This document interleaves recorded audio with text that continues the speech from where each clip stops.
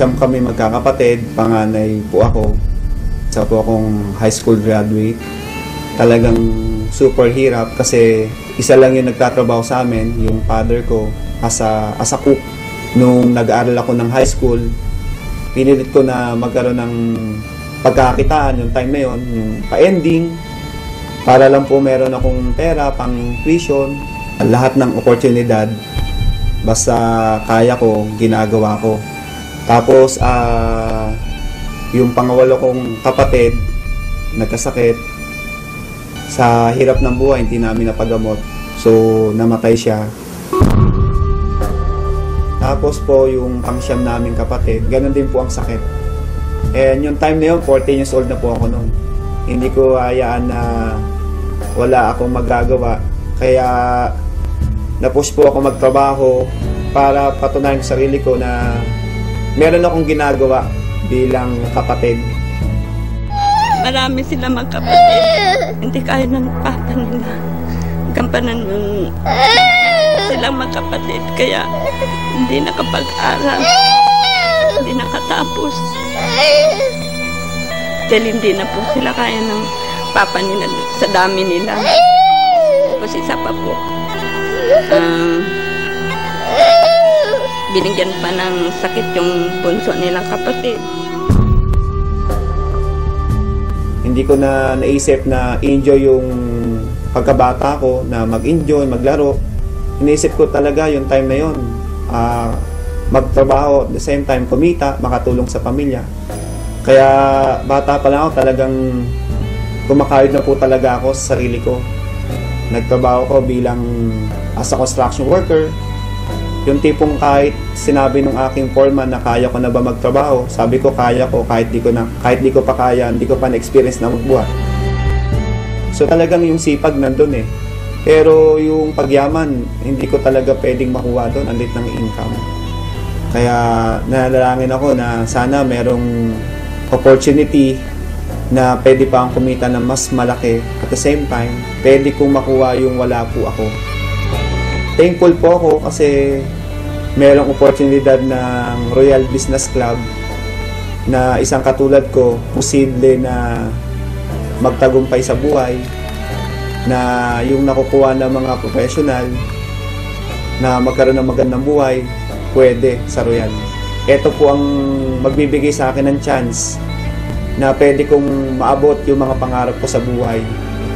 Binigyan po ako ng chance na makita po ang Royal para po makuha ko po yung mga pangarap ko na magkaroon ng magandang buhay. Hindi naman ganun kadali ang lahat.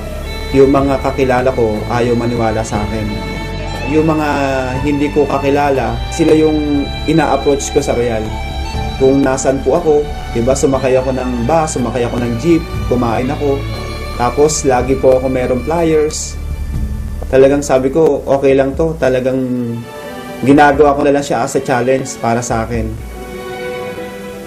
Hanggang dumating sa time na merong taong naniwala sa akin. Ang maganda po doon, nakita nila yung pakisama ko. At ayun po yung naging dahilan para po gawin nila ang Royal. Nandun po talaga yung sinseridad ko na tulungan sila para po magawa nila yung tama yung negosyo ng Royal. Kaya yung nagsisimula po ako, yung unang mga naniwala sa akin, yun po talaga yung unang tinulungan ko at hindi ko pinabayaan na hindi sila maging successful para po makuha nila yung mga pangarap nila sa Royal.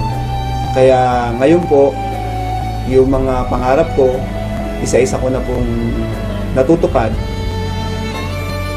Ngayon dahil sa Royal, yung pangako ko sa magulang ko, natupad ko po na mabigyan po ng bahay. Yung pangako ko na sarili ko na magkaroon din po ako ng tirahan, na hindi po nakikitira lang po o nangungupahan. Nagkaroon po ako ng sarili kong bahay at lupa.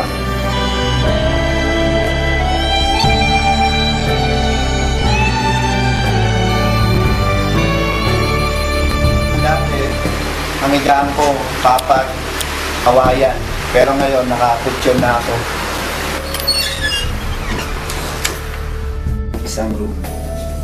So, sa second floor, meron po tayong 3 room. Lahat ng makita niyo po ngayon, lahat po yan. katas po ng Royal.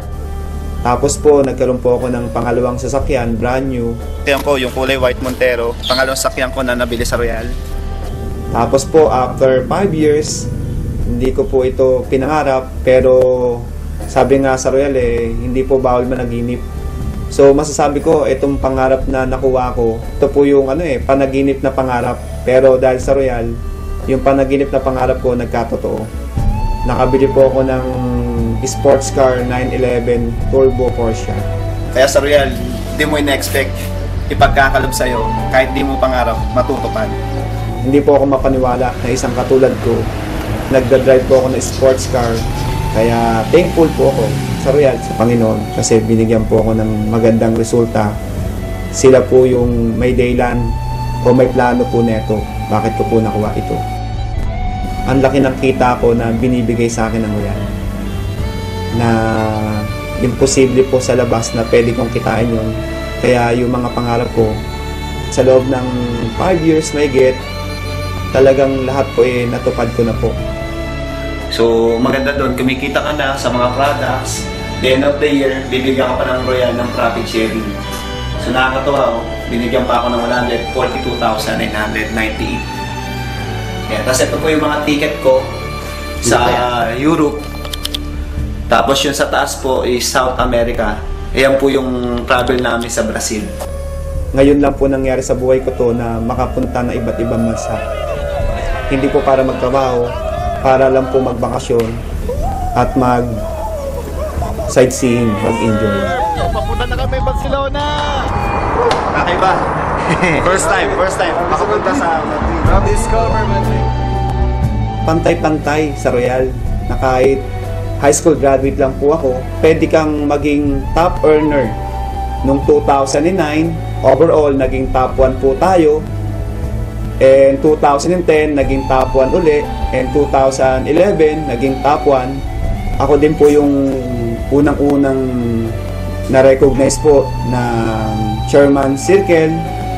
At ako rin po yung kauna-unahan din po na nakapasok din po sa Movers and Shakers.